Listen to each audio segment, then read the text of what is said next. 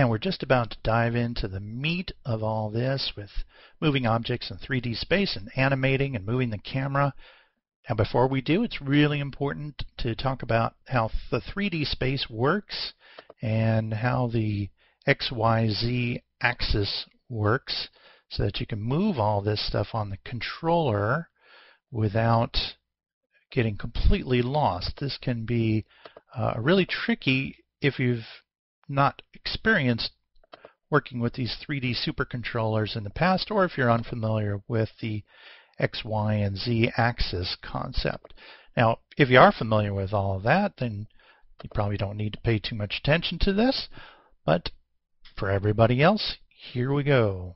This diagram that's included in the user manual for Toon Boom Storyboard Pro 3D is a really good way to just get this idea fixed in our minds. There's a x-axis, a y-axis, and a z-axis going from front to back. So these are symbols that have been used in mathematics and in 3D programs for ages.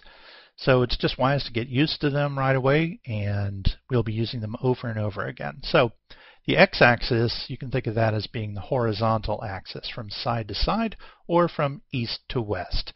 It's kind of the way that if it were a pole, it would be like when a tightrope walker is holding a pole in a horizontal fashion. The y-axis goes up and down, or vertical, also known as north and south. And this is kind of like a flagpole. If you're running a flag up and down a flagpole, that's along the y-axis. And finally, the z-axis is the one that's the most tricky. Working on a flat surface like we are, we're trying to show some depth. So the z-axis goes from front to back, and it's something that we're going to have to turn objects or use these other views to really see how we can move in all three dimensions when we're drawing on a two-dimensional picture plane. So let me go back to the first shot here, and with our controller, I can show you how all those different axes work. There are a whole lot of different ways that you can use this Super Transform tool. One is to scale the ship, which we saw right at the beginning. That was the first thing that we did with it, was to scale. We are going to be able to stretch and squash with this tool. We're going to be able to move with this tool with a lot of precision. And we're also going to be able to rotate with this tool, and we can also even free rotate with this tool as well. So we're going to go through those very quickly, and if it goes a little bit too quickly, then we can always just watch it again to review. So one at a time, we're going to look at those things. The first one is scale, which, like I said, we saw before. That's if you use the outer box and you go to one of the corners. If you click on that and you stretch away from the center, it scales bigger. If you stretch toward the center, it gets smaller. And the next one is the stretch and squash. So now we have to start looking at the three different axes, three different colors.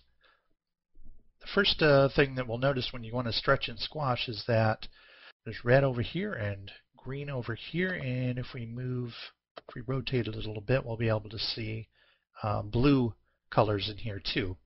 Each one of those colors is going to represent one of the axes, but it's going to be important to know which of these little gizmos to touch.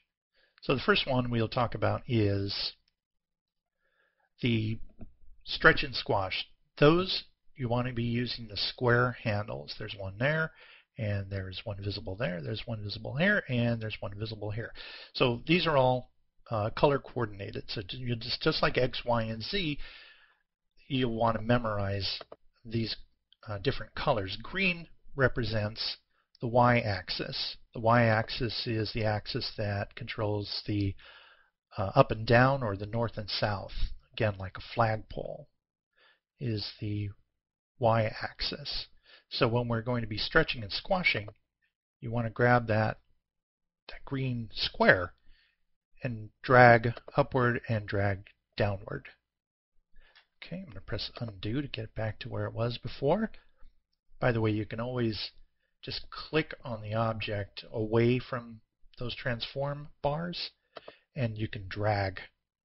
That's the simplest way, but I want to show you the control, how the controls on the Super Transform tool. So that was stretch and squatch, where we use the square handles. The next one is moving it, and to move the object using the Super Transform tool, you want to click on the arrows. It will only let me move it once I've clicked on it and dragging. I cannot move it in any other way than directly vertical, directly north-south, directly up and down. So why would I want to restrict myself like this? Well, again, it gives me a lot of control so that I can just control the height of the object rather than moving it around. If I want to move it on the x-axis, which is the side to side, I can click on that arrow and I'm only moving it from side to side. And you'll notice in these other windows that when I am moving it from left to right or from east to west, that it's kind of going at an angle in this top view.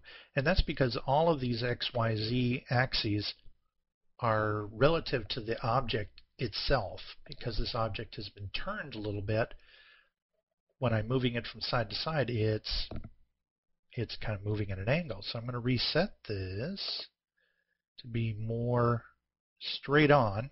And now when I drag that red handle, you can see that it's perfectly moving from side to side or from west to east. An interesting thing to note is that in this particular view, I can't see the blue arrow that controls the z-axis, from the front to back. The reason why is just because it's rotated to a point where that blue arrow is pointing directly at me, so I can't see it. So if I were to turn this a little bit, I could see that blue arrow up here, and I could move this along the z-axis. But in the case like this, that's why we have multiple windows. I'm going to just undo so it'll go back to where it was. And that's why if you have to move along the z-axis, it's easier to do it in either the side view or the top view. So here you can see it's much easier to get to that blue arrow. I will click on it and move it forward, move it away from the camera, and then move it back toward the camera. And I can do the same thing here in the top view. I can control that blue arrow to control the z-axis. In every one of these views, there's going to be one of the controllers that you can't see, and that's why it's so useful.